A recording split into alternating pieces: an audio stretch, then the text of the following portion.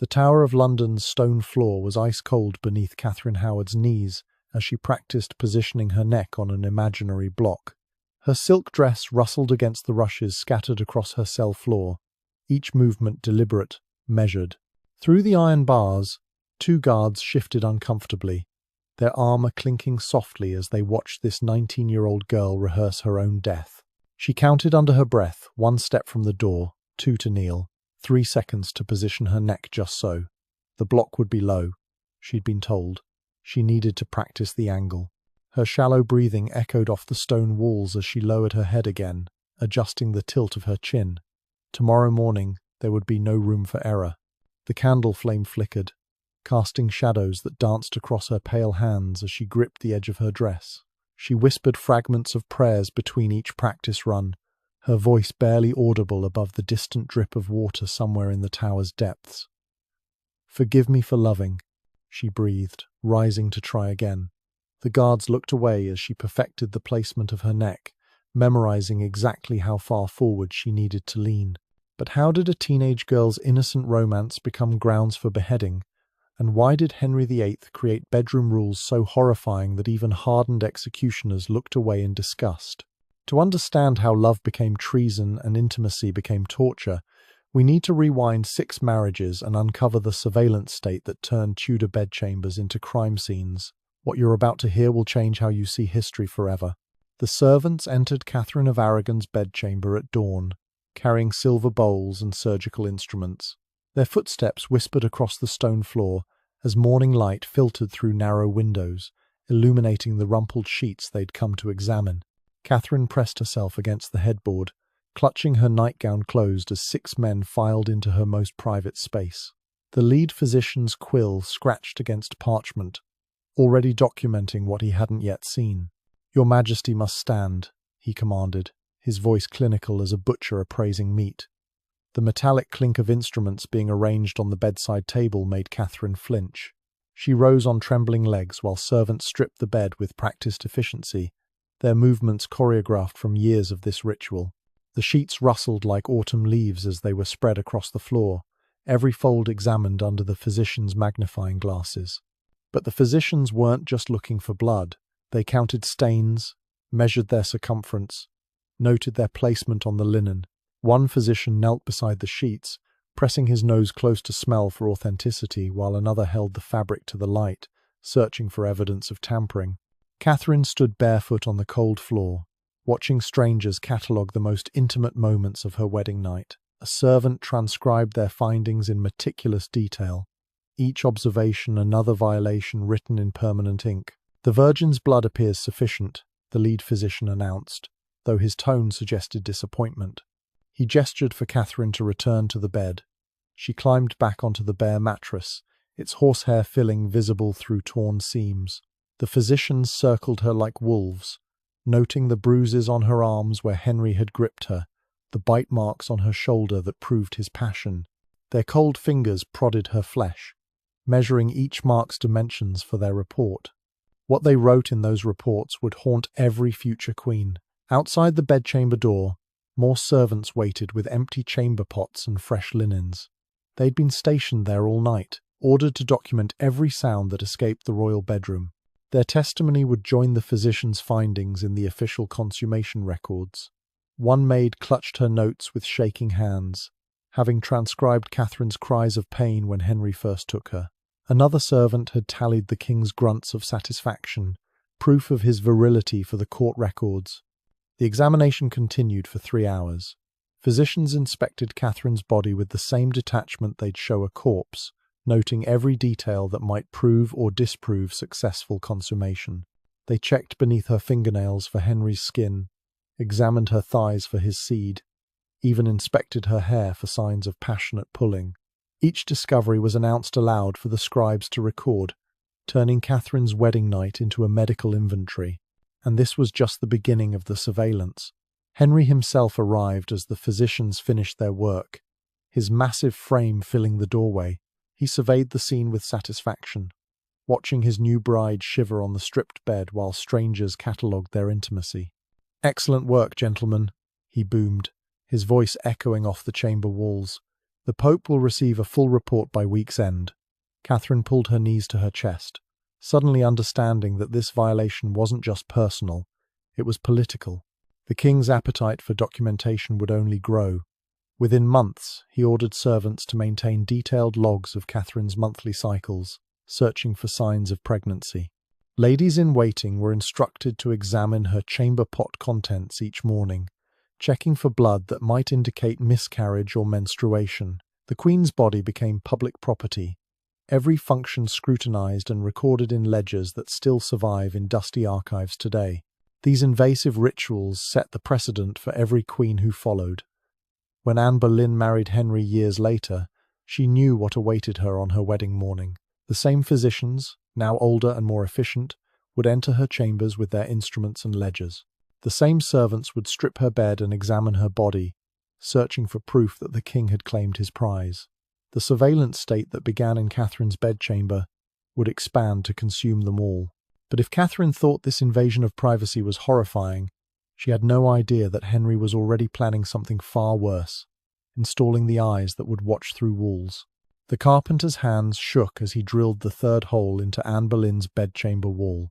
Wood shavings curled onto the floor like tiny secrets, each spiral another betrayal of the Queen's privacy. His breath came in short gasps as he pressed his eye to the fresh opening, testing the view of the royal bed. Perfect. The angle captured everything from the pillows to the foot of the mattress. Behind him, Thomas Cromwell's boots clicked against the stone floor in measured rhythm. The king's chief minister ran his fingers along the wall's tapestry, feeling for the other holes hidden beneath embroidered roses and hunting scenes. 27 openings in total, he counted, each one positioned to provide a different vantage point of the Queen's most intimate moments. The carpenter wiped sweat from his brow despite the chamber's chill. The surveillance network required more than just holes. Cromwell had assembled a team of 12 watchers, men chosen for their keen eyesight and ability to remain motionless for hours. They would work in shifts, pressing their faces against the cold stone walls, documenting every movement in the royal bedchamber. Their written reports would pile on Cromwell's desk each morning, describing in clinical detail how the Queen undressed, how she touched her husband, what sounds escaped her lips in darkness. But these weren't the only eyes watching. Servants had been recruited to supplement the wall observers. Anne's own ladies-in-waiting received new instructions whispered in palace corridors. They were to note the Queen's facial expressions during intimate moments, count the frequency of her visits to Henry's chamber, even observe how she walked the morning after coupling. One lady-in-waiting later testified that she'd been ordered to smell the Queen's undergarments for evidence of other men's seed. The construction work continued for weeks. Carpenters hollowed out spaces behind walls, creating narrow passages where observers could stand for hours without detection. They installed small shelves to hold candles and writing materials, ensuring the spies could document their observations in real time. The scratching of quills against parchment became a constant sound behind the palace walls, though few realized its source. Anne first noticed something amiss when she caught a glint of light where none should exist. She'd been brushing her hair before the mirror when she spotted it, a tiny reflection in the wall's dark paneling. Her hand froze mid-stroke. The bristles caught in her dark tresses as she turned slowly, studying the innocent-looking tapestry. There, another glimmer, barely visible unless you knew where to look. She approached the wall with deliberate calm, her silk slippers silent on the floor. Her fingertips traced the embroidered patterns until they found the tiny opening.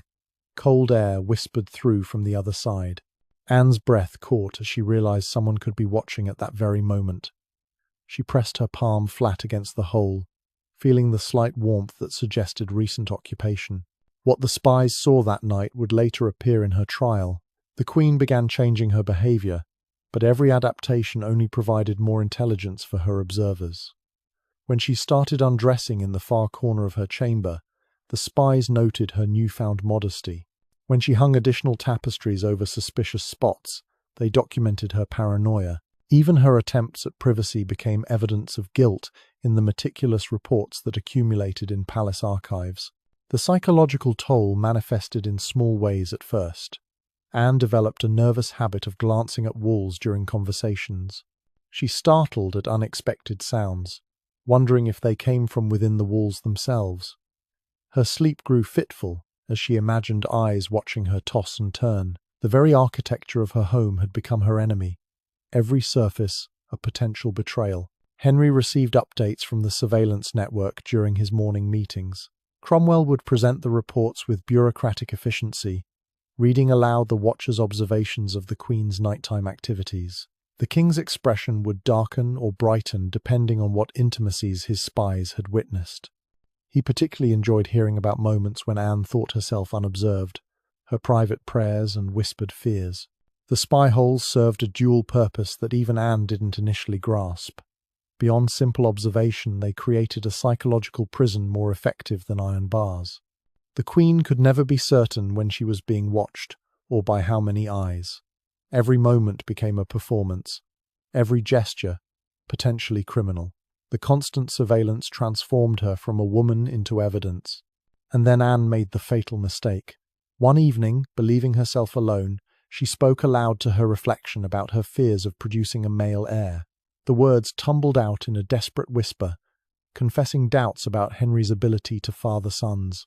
Behind the wall, 3 observers scribbled furiously, capturing every treasonous syllable.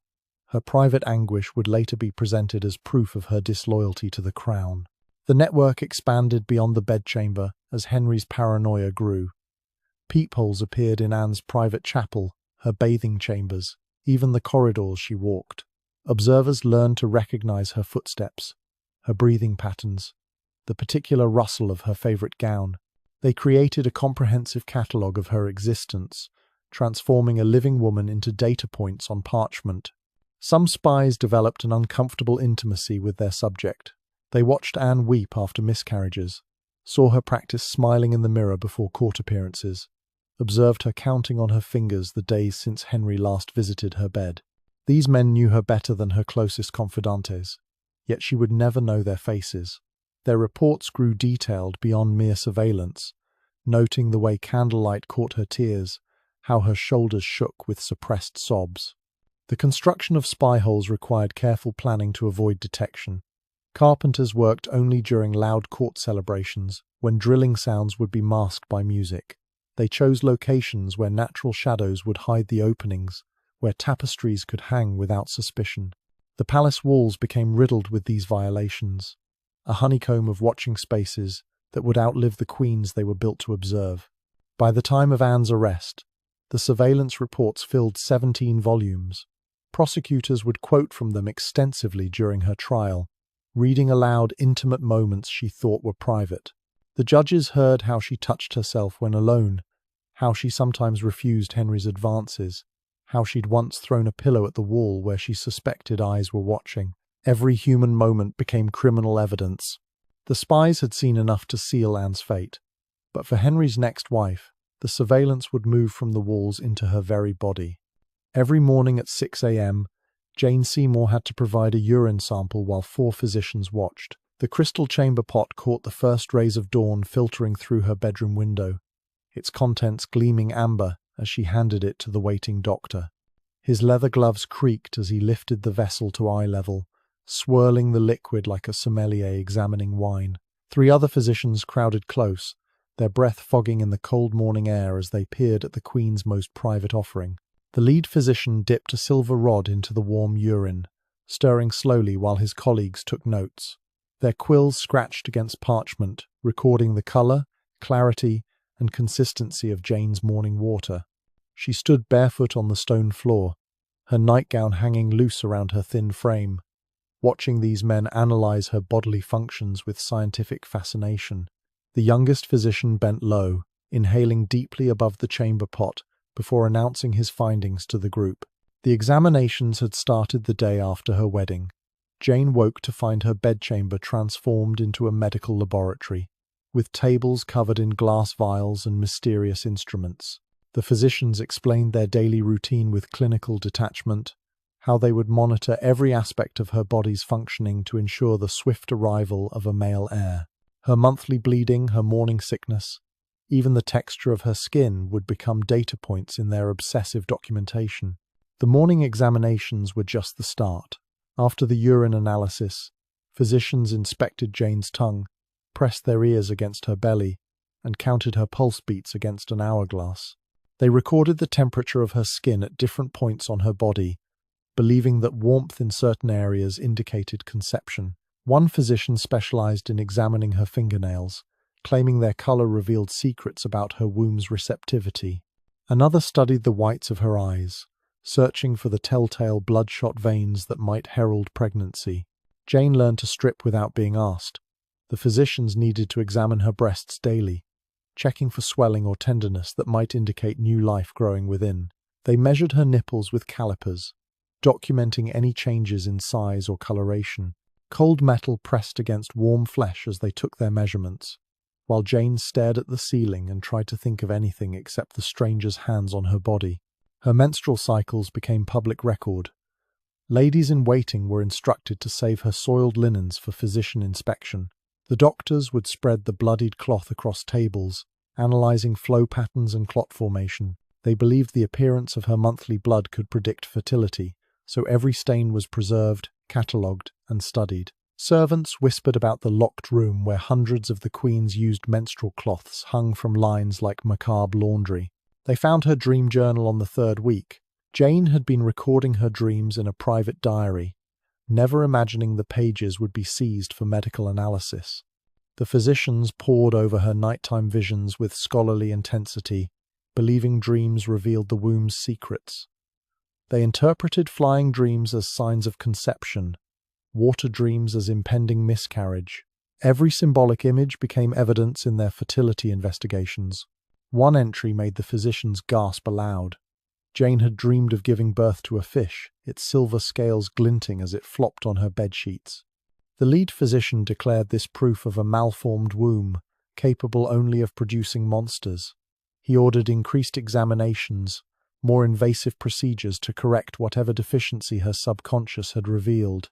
Jane watched them debate her dream's meaning, her most private thoughts dissected like a corpse on their examination table.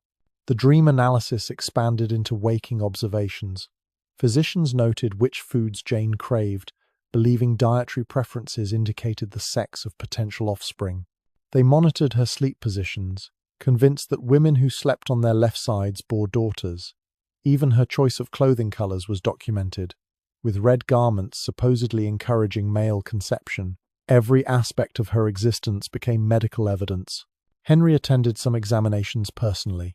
His massive form would appear in the doorway during morning urine collection, watching with keen interest as physicians performed their tests. He questioned them about Jane's fertility signs, demanding detailed explanations of their findings.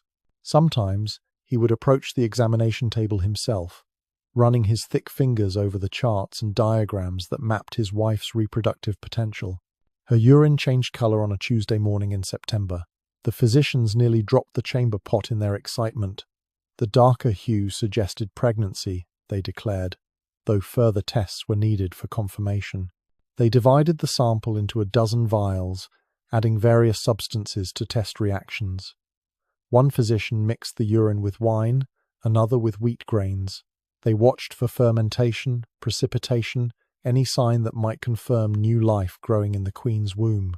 Word spread through the palace within hours. Servants whispered about the Queen's changed water.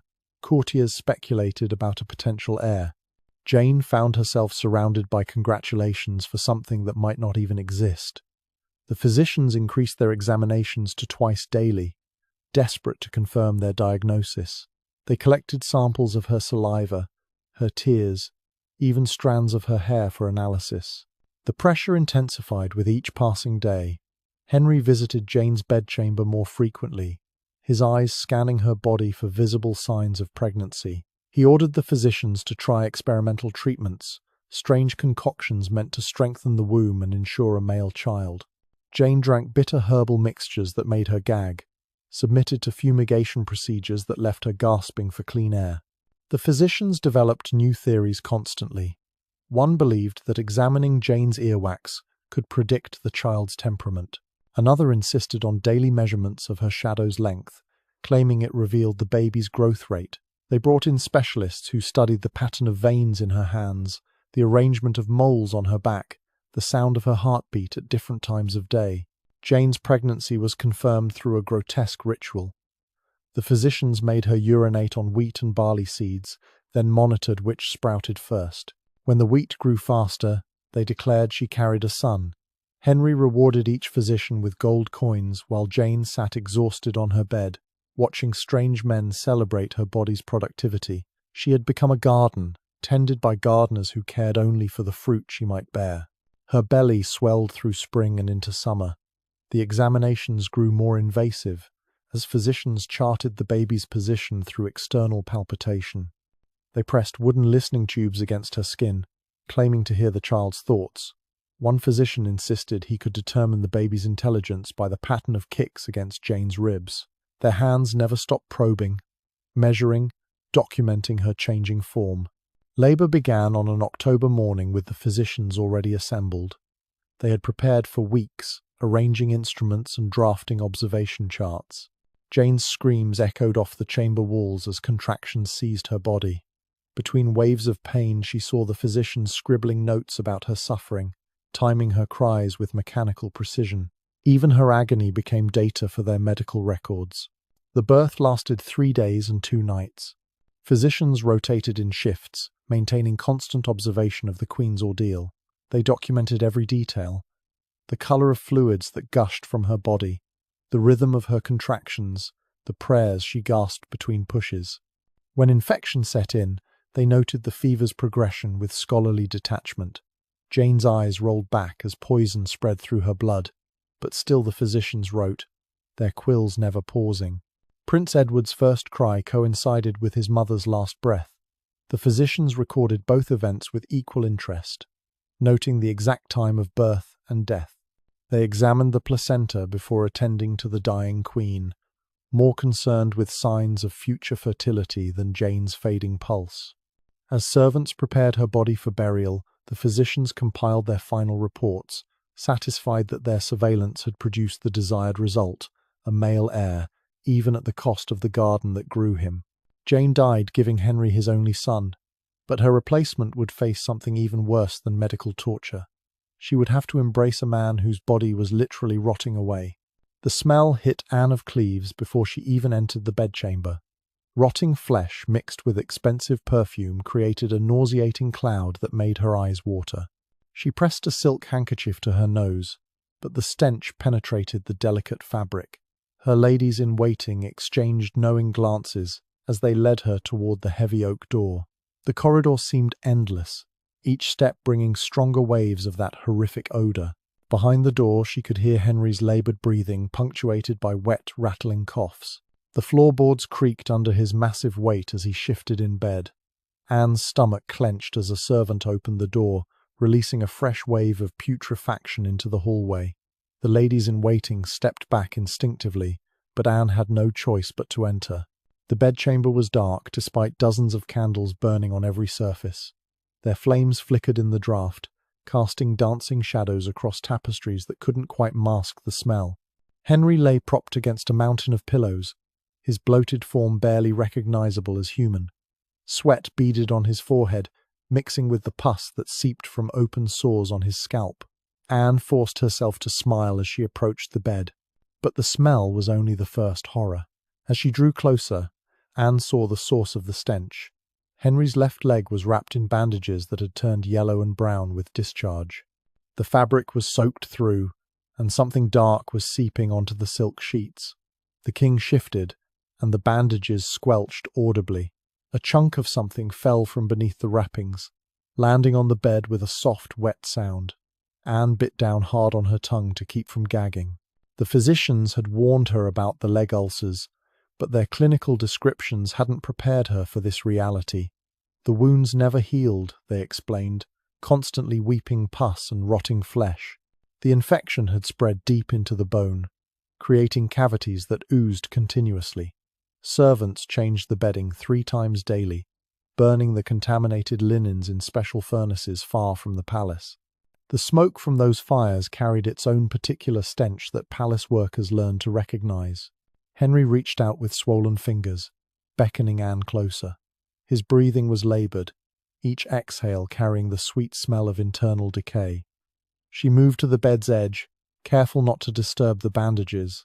The mattress dipped under her weight, and she heard liquids shifting within the wounds. Something warm and wet touched her hand through the sheets. The king's body had become a battlefield of infection and decay. Beyond the famous leg ulcers, boils covered his back and shoulders. Some had burst, leaving craters that refused to heal.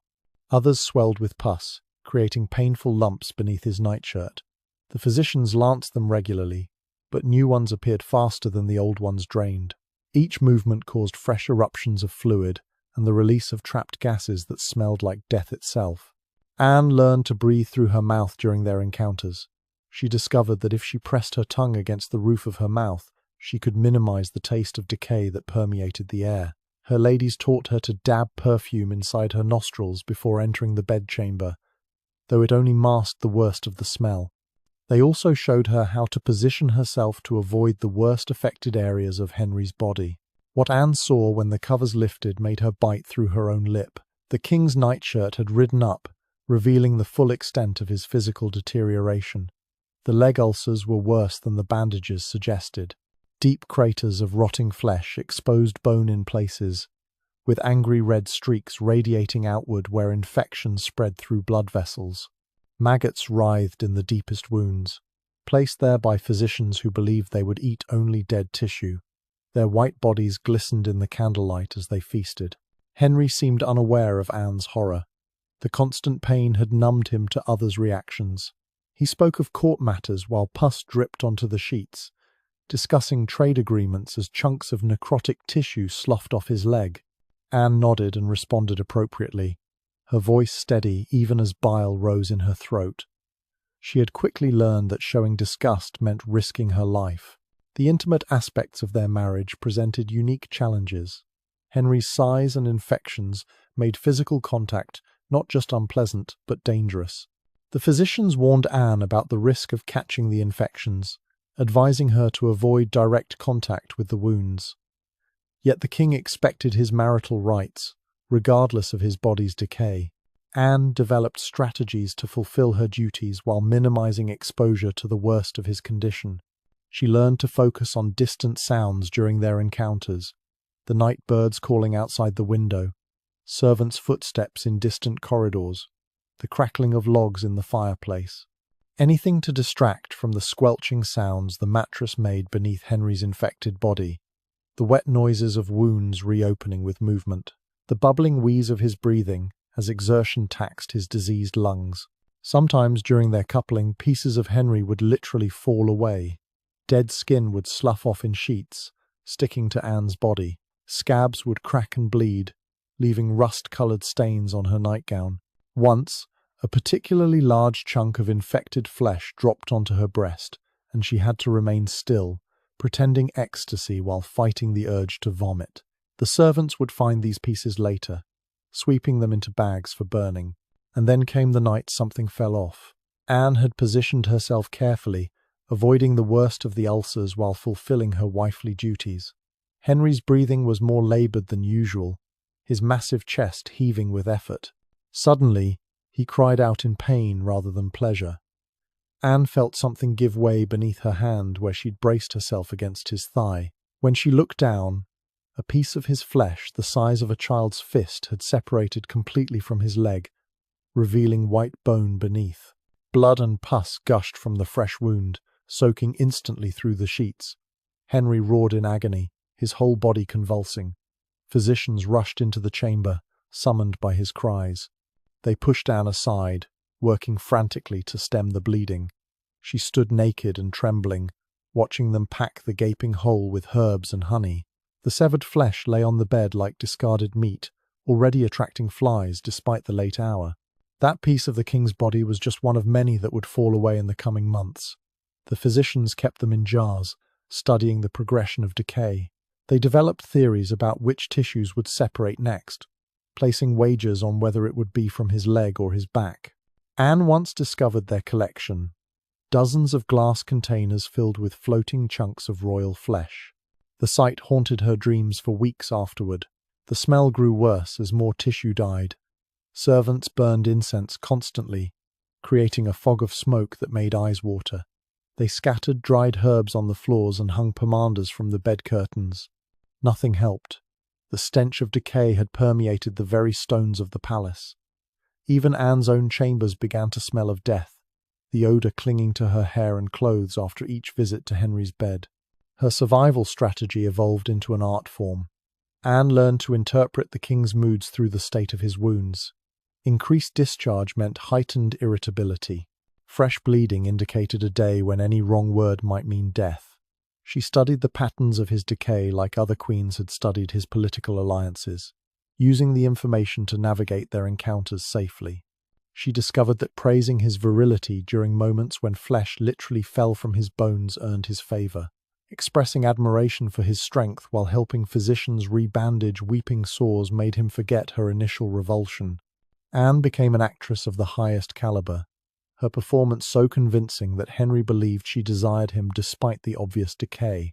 The servants who attended these bedchamber scenes developed their own coping mechanisms. Some stuffed their nostrils with wax, others chewed strong herbs to overwhelm their sense of smell. The laundresses who handled the soiled bedding wore thick gloves and masks, burning the linens in special furnaces located downwind from the palace. They called it feeding the flesh fires, and the job paid triple normal wages due to its horrific nature. Anne's ladies-in-waiting created a secret support system. They would bathe her immediately after each encounter with Henry, scrubbing her skin raw to remove any traces of infection. They burned her nightgowns and provided fresh ones, ensuring nothing contaminated lingered. These women risked their positions to help their mistress survive the biological horror of her marriage. One evening, the king's condition deteriorated dramatically. The leg ulcers had merged into one massive wound that exposed most of his shin bone. Infection had spread to his other leg, creating matching craters of decay. His back wept constantly through his shirts, leaving outline stains of his sores on every chair. Yet still he demanded Anne's presence in his bed, his appetites undiminished by his body's betrayal. The physicians tried increasingly desperate treatments. They applied molten lead to cauterize wounds, filling the bedchamber with the smell of burning flesh. They used red-hot pokers to drain abscesses, Henry's screams echoing through the palace. Anne was required to attend these procedures, holding the king's hand while doctors carved away dead tissue. She watched them fill buckets with removed flesh, her expression carefully neutral. Some nights, Henry's fever rose so high he became delirious. He would call Anne by his previous wives' names, demanding intimacies while his wounds gaped open. She played whatever role his fevered mind required, knowing that correction might mean death. The stench during these episodes was unbearable, as increased body temperature accelerated the decay. Servants stood ready with buckets, knowing the king often vomited from his own smell. The bedchamber itself began to show signs of contamination. Dark stains spread across the ceiling above the bed where noxious vapours had risen. The floorboards near the bed rotted from constant exposure to draining wounds. Expensive tapestries had to be destroyed after absorbing too much of the smell. The room was becoming as diseased as its occupant. Anne survived by pretending revulsion was reverence, but young Catherine Howard wouldn't have that option. For her, the rules would be written in blood. Catherine Howard's lady-in-waiting heard the Queen whispering, I can't, behind the bedchamber door. The young woman pressed her ear against the oak panels, catching fragments of prayer mixed with those desperate denials. Inside, silk rustled against skin as Catherine paced the narrow space between bed and window. Her bare feet whispered across cold stone, counting steps like a prisoner measuring her cell. The summons had arrived an hour earlier. Henry wanted his young bride in his chambers before the midnight bell. Catherine's breathing hitched as she read the message, her fingers leaving damp prints on the parchment. The servant who delivered it kept his eyes lowered, knowing what such invitations meant. Every woman in the palace understood the price of hesitation. Catherine forced herself to stop pacing. She sat at her dressing table, studying her reflection in the polished silver mirror. 19 years old, with auburn hair that caught candlelight like spun copper. Her ladies had already prepared her body for the king's pleasure, bathing her in rosewater, braiding pearls through her hair. They worked in silence, their touches gentle as they dressed her for what felt like sacrifice. The penalties for refusing a king's advances were written in the law books that lined Cromwell's study. Denial of conjugal rights constituted treason when the denied party wore a crown. 3 judges had already signed death warrants for women who claimed headaches or monthly bleeding when summoned to Henry's bed. Their executions served as lessons to future queens about the consequences of reluctance. Catherine lifted the perfume bottle with trembling hands.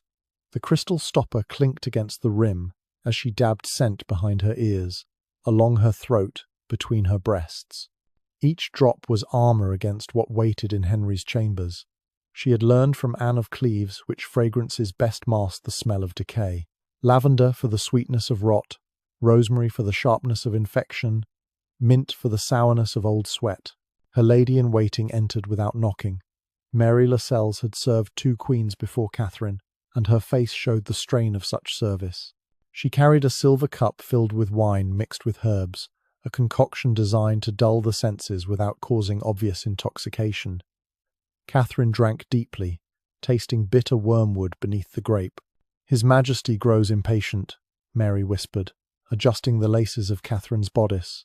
The fabric pulled tight across her ribs, making each breath deliberate. Mary's fingers worked with practiced efficiency, creating the perfect silhouette of willing bride. Neither woman spoke of what those same fingers had done for Jane Seymour, tightening her corset to hide morning sickness, loosening it to accommodate swelling. The walk to Henry's chambers took 5 minutes that stretched like hours. Catherine's silk slippers made no sound on the stone floors. Guards stood at attention as she passed, their eyes fixed straight ahead. They had watched this procession before with different queens, different girls pretending desire while their hearts hammered with dread. The torches flickered in their sconces, casting shadows that danced like spectres. Outside Henry's door, Catherine paused. She could hear movement within, the creak of the massive bed as Henry shifted his weight. The physician's voice murmured instructions to servants about fresh bandages and clean sheets. A metallic scent escaped through the gap beneath the door, mixing with incense that couldn't quite disguise what lay beyond. She had learned the art of false desire from her cousin Anne Boleyn's example. Before her arrest, Anne had shared secrets with young Catherine during a family gathering. The key was focusing on pleasant memories while enduring unpleasant realities. Think of summer gardens while his hands explored. Remember the taste of honey cakes while his breath wheezed against your neck. Count rose petals in your mind when counting seconds became unbearable. The door opened before Catherine could knock. Dr. Butts emerged, wiping his hands on a cloth already stained yellow and brown. His eyes met hers with professional detachment, the same look he gave when examining corpses. He stepped aside without words, revealing the candlelit chamber beyond. The smell rolled out like fog, thick and cloying despite every attempt at ventilation. Henry reclined against a mountain of pillows, his massive form draped in crimson silk that couldn't hide the lumps and valleys of his decay. Fresh bandages wrapped his legs, already showing spots where fluids seeped through. His face turned toward her, eyes bright with fever and appetite. The smile that spread across his bloated features might have been charming on a healthy man. "My Rose," he called, his voice thick with phlegm. One swollen hand patted the mattress beside him, sending ripples through the silk coverlet. Catherine moved forward on legs that wanted to run backward. Each step brought stronger waves of that familiar stench. Death and desire mingled into something monstrous. Her smile never wavered. The bed dipped dangerously as she settled beside him. Springs groaned under their combined weight, a sound she had learned to associate with dread. Henry's hand found hers, fingers like sausages wrapped around her delicate bones. His skin felt hot and damp through her gloves. When he lifted her hand to his lips, she felt moisture that wasn't saliva. "You look exquisite tonight," Henry murmured against her palm. His breath carried notes of internal rot that made her stomach clench. Catherine forced herself to lean closer, letting her hair fall forward to brush his cheek. The move was calculated, practiced before her mirror until it looked natural. Henry made a sound of pleasure that ended in a wet cough. She had memorized which topics distracted him from immediate physical demands. "Tell me of your day, my lord," she whispered, trailing fingers along his silk sleeve while avoiding the flesh beneath. Henry launched into complaints about French ambassadors, his voice gaining strength with indignation. Catherine nodded and gasped at appropriate moments, playing the attentive wife while buying precious time. Other queens had tried different tactics. Catherine of Aragon attempted reasoning, explaining theological arguments against forced intimacy. Anne Boleyn used wit and charm to deflect until deflection itself became treason. Jane Seymour's compliance killed her with childbirth. Anne of Cleves's obvious disgust nearly cost her head. Each failure taught Catherine new survival strategies. The candles burned lower as Henry talked. Melted wax pooled on silver holders, creating shapes that looked like frozen screams. Catherine watched shadows dance on the tapestries, counting minutes until she could claim fatigue. The king's hand had moved to her knee, fingers tracing patterns through silk. Each touch required a response, a sigh or shift that suggested pleasure rather than revulsion. A servant entered with fresh bandages. The interruption came like salvation, allowing Catherine to shift away while maintaining concerned attention. She watched the physician unwrap Henry's leg, revealing horrors that had become routine. The ulcer had grown since morning, edges black with dead tissue. White bone gleamed through the deepest parts. Catherine made sympathetic noises while breathing through her mouth. "Leave us," Henry commanded once the rewrapping finished. The servants fled with visible relief, doors closing with finality. Catherine found herself alone with the king's expectations and her own thundering pulse. Henry's eyes had taken on the glassy look that preceded his worst demands. One hand fumbled with her bodice laces. She responded with practiced enthusiasm, making the small sounds he expected while her mind escaped elsewhere. The trick was maintaining enough awareness to react appropriately while dissociating from the physical reality. Too much distance, and she might miss cues that demanded response. Too little, and she might vomit or weep, either reaction potentially fatal. Henry's breathing grew more laboured as passion overtook him. The wet rattle in his chest competed with his grunts of pleasure. Catherine focused on the mechanics of survival. Arch here, moan there, whisper endearments that meant nothing. Her body performed while her mind counted tapestry threads, traced ceiling beam patterns, composed letters she would never send. Something warm and wet soaked through her shift. Another bandage had failed, releasing its cargo of infection.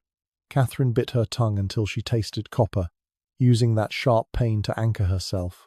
Henry seemed unaware of the new stain spreading between them. His fever-bright eyes saw only what they wanted, a young wife eager for his touch. The art of feigning passion became more critical as Henry's body deteriorated. Previous queens had failed this test in different ways. Some showed their disgust too plainly. Others overcompensated with false enthusiasm that rang hollow.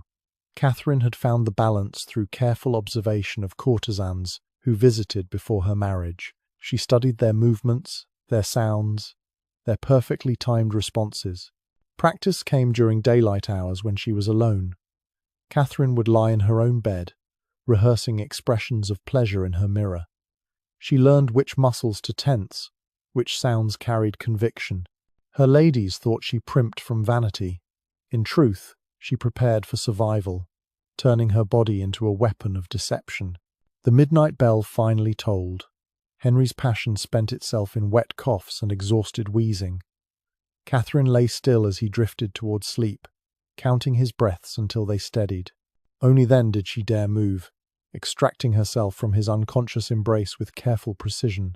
Her shift clung to her skin where his wounds had wept through the fabric. She dressed in darkness, fingers finding laces by touch alone. The trick was leaving quickly enough to avoid morning demands, but slowly enough to seem reluctant. Catherine had timed this escape many times, knowing exactly how long each element required. Soft footsteps carried her to the door where guards waited to escort her back. Her own chambers felt like sanctuary after Henry's charnel house. Mary Lascelles waited with hot water and clean clothes, her face carefully neutral. They worked in silence, born of repetition, stripping away contaminated garments for burning. The washing came next, harsh soap scrubbing away every trace of the king's touch. Catherine submitted to the cleansing ritual while her mind finally allowed itself to process the horror. "You did well, my lady," Mary whispered as she combed out Catherine's hair. The words carried weight beyond simple praise. Other ladies in waiting hadn't been able to offer such comfort to their mistresses. Some queens had broken down after encounters with Henry, weeping or raging in ways that found their way back to his ears. Catherine had learned to save her tears for private moments. She thought of Francis Dereham then, allowing herself that dangerous luxury, her first love, who touched her with gentle hands that smelled of ink and leather instead of decay. Their stolen moments seemed like another lifetime, before she understood that past affections could become present treasons.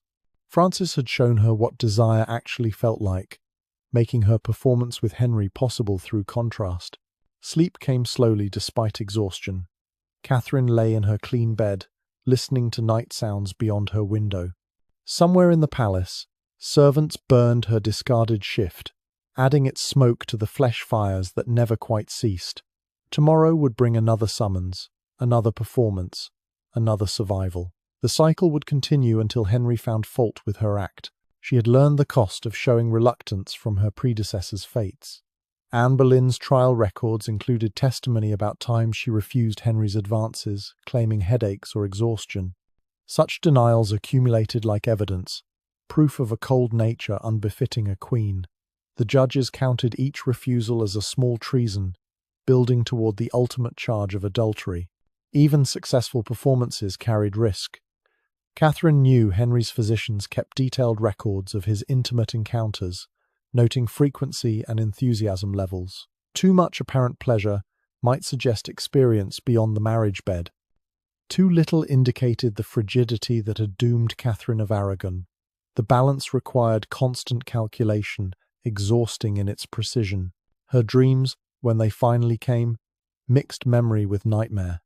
Francis Dereham's young face morphed into Henry's bloated features. Sweet words became wet coughs. Gentle touches transformed into grasping hands that left stains. Catherine woke gasping, sheets twisted around her like bonds. Mary appeared with watered wine and soothing words, another ritual grown familiar through repetition. Dawn brought temporary reprieve. Henry rarely summoned wives during daylight, preferring darkness to hide his deterioration. Catherine used these hours to maintain her mask of contentment. She appeared at court functions, smiling and laughing as if the previous night hadn't happened. Other courtiers played along, everyone complicit in the deception that royal marriages contained mutual desire. The other wives watched her carefully. Lady Rochford, who had served Anne Boleyn, sometimes caught Catherine's eye with knowing looks. These women understood the performance required, having witnessed or endured similar demands. They formed an unspoken sisterhood of survival, sharing strategies through careful conversation. A mention of effective perfumes here, a suggestion about helpful wines there. Catherine learned to read Henry's condition through servant gossip. Increased laundry meant his wounds worsened. Extra physician visits suggested fever spikes that made him more demanding.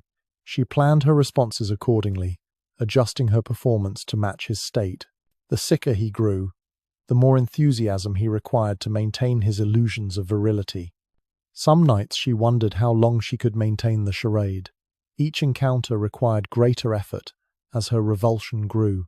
The careful balance of her act wobbled when exhaustion peaked. One poorly chosen word, one moment of visible disgust, and she would join her cousin in the tower. The margin for error narrowed with each passing month. Letters from home reminded her why she endured. Her family's fortune depended on her position as queen. The Howard name had risen with her marriage, bringing wealth and influence to relatives who urged her continued success. They never asked about the cost of that success, the nights spent performing passion for a rotting king.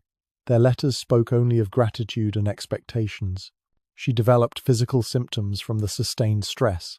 Headaches plagued her days, born from constantly clenched jaw muscles. Her stomach rebelled against food, knowing what evening might require. Mary prepared special teas to calm nerves and settle digestion, medicines that became as essential as the perfumes that masked Henry's stench.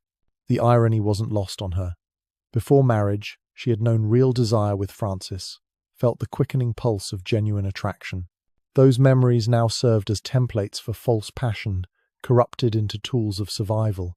Every sweet moment from her past became ammunition for present deception. Love transformed into treason through necessity. Catherine had learned to fake desire perfectly, but she couldn't fake the one thing Henry demanded above all else: virgin blood from a girl who'd already known love. Catherine Parr stood before her mirror at midnight, practicing facial expressions like an actress preparing for the gallows. Her fingers traced the curve of her lips, adjusting the angle of her smile until it conveyed just enough warmth without suggesting wantonness. The candle flame flickered across her reflection, illuminating features that had already survived one husband's deathbed and now faced something far more treacherous.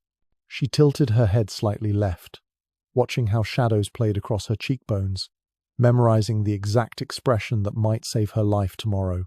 The mirror had become her most essential tool of survival. Every morning for the past 3 months, Catherine rose before dawn to rehearse reactions she might need in Henry's bedchamber. A slight widening of the eyes to suggest innocent pleasure, a gentle parting of lips that implied desire without hunger, the delicate balance of breathing that showed arousal without the panting that might mark her as experienced. Each gesture required precision that would shame the finest court performers. Behind her, Mary Odell shifted nervously, holding the tray of cosmetics they used to create Catherine's mask of compliance. The older woman had served 4 queens before this one, and her hands trembled slightly as she watched her mistress practice. They both understood the mathematics of survival in Henry's bed. Too much apparent pleasure suggested a woman who had known other men's touches. Too little marked her as cold, unwilling, possibly treasonous in her lack of enthusiasm for the king's affections. Catherine had studied her predecessors' failures with scholarly intensity.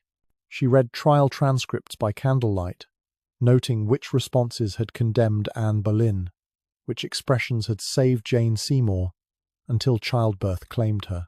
The margin for error narrowed with each queen who fell. Catherine's advantage lay in her age and previous marriage.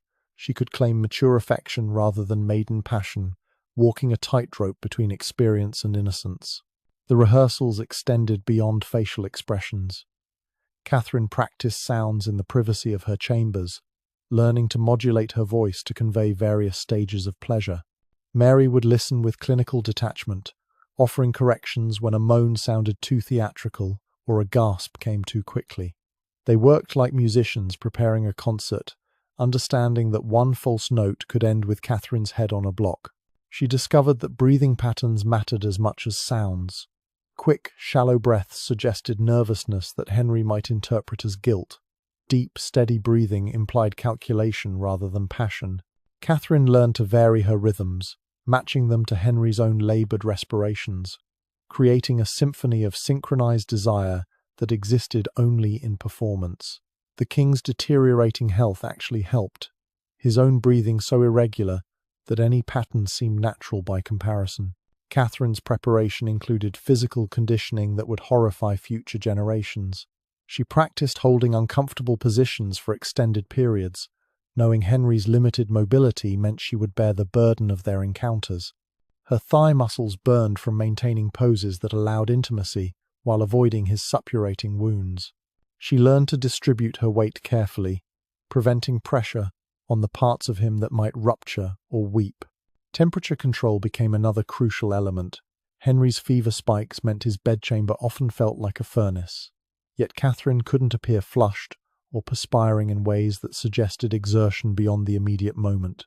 She trained herself to remain cool under extreme heat, using mental exercises to slow her heart rate even as her body performed its required movements. Ice water baths before each summons helped, though the shock to her system required careful timing.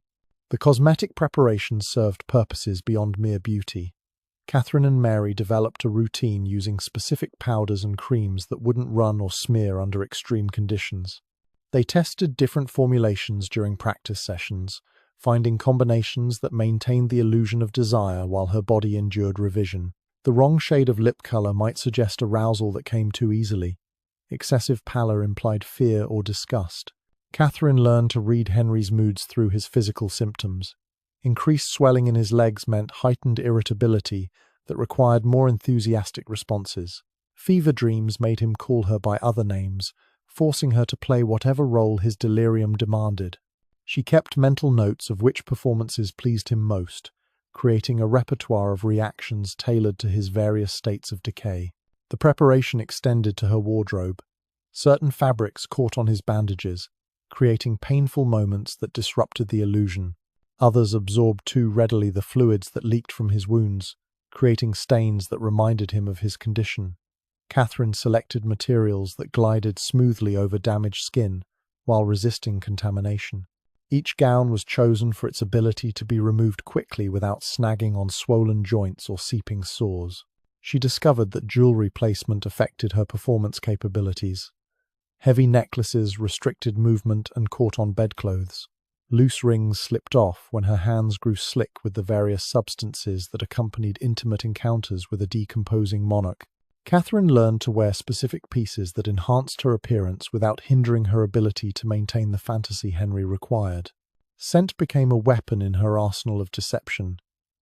Beyond masking the smell of decay, Catherine used fragrances strategically to trigger Henry's memories of healthier times. She researched which perfumes his previous wives wore during happier periods, recreating those sensory associations. When she wore Anne Boleyn's favourite rose attar, Henry's eyes would glaze with nostalgia that made him gentler, more manageable. The acoustic elements of her performance required special attention. Henry's hearing had deteriorated along with the rest of him, forcing Catherine to project her sounds of pleasure more dramatically than felt natural. She practiced in her chambers with Mary listening from various distances, ensuring her vocalizations carried without sounding forced. The stone walls of the palace created echoes that could distort sound, requiring careful modulation. Catherine developed a system of mental compartmentalization that allowed simultaneous awareness on multiple levels. Part of her mind focused on physical performance, monitoring Henry's responses and adjusting accordingly. Another part maintained the emotional facade, projecting affection and desire through expression and sound. A third part observed from a distance, taking notes for future encounters while calculating how long until she could safely withdraw. These mental gymnastics took their toll. Catherine often emerged from Henry's chambers feeling fractured, as if the different parts of herself struggled to reunite. Mary would find her mistress staring blankly at walls, lips still curved in the practiced smile while tears streamed down carefully powdered cheeks. The recovery process became as choreographed as the performance itself, with specific rituals to restore Catherine's sense of self. She studied anatomy texts to better understand which of Henry's movements might cause catastrophic damage. Knowledge of infection patterns helped her predict when wounds might burst, allowing her to position herself strategically. Catherine learned to recognize the warning signs of tissue about to separate, the slight change in smell that preceded major bleeding. This medical knowledge, acquired through necessity, made her performances more convincing by helping avoid genuine disasters. The line between performance and reality blurred increasingly. Catherine found herself maintaining aspects of her facade even in private moments, the mask becoming harder to remove. She would catch herself practicing expressions while reading, modulating her breathing while walking in gardens. The constant performance created a secondary personality that threatened to overwhelm her authentic self. Henry's demands evolved as his condition worsened, requiring Catherine to adapt her repertoire constantly. What pleased him one week might enrage him the next, his deteriorating mind creating new rules without warning. She learned to read micro-expressions that preceded these shifts, the slight narrowing of eyes that meant her current performance had crossed some invisible line. Flexibility became essential to survival. Catherine discovered that props enhanced her credibility. A strategically placed hand mirror allowed Henry to watch her expressions from angles that flattered his vanity. Silk scarves could hide her face during moments when maintaining the facade became impossible, while appearing to add exotic elements to their encounters. She incorporated these tools seamlessly, making them seem like spontaneous additions rather than calculated survival tactics. The servants who witnessed these performances developed their own coping mechanisms. Some focused intently on their tasks, changing linens and refreshing water basins with mechanical precision. Others learned to anticipate Catherine's needs, providing silent support that helped maintain her facade. An entire network of complicity evolved around the Queen's survival, each person understanding their role in the elaborate deception. Catherine's success, where others had failed, came from treating the performance as a military campaign. She gathered intelligence through servant gossip and physician reports. She planned strategies for different scenarios, wargaming possible encounters in her mind. Every interaction with Henry became a battle where victory meant surviving another day. The martial approach gave her emotional distance from the physical acts required. Documentation added another layer of complexity to Catherine's performances. She knew Henry's physicians recorded details of their encounters, noting frequency, duration, and apparent enthusiasm levels. These reports could become evidence in future trials, forcing Catherine to maintain consistency in her deceptions. She created mental files of each performance, ensuring her reactions aligned with previously documented behavior. Physical conditioning extended beyond holding positions. Catherine exercised specific muscle groups to prevent telltale soreness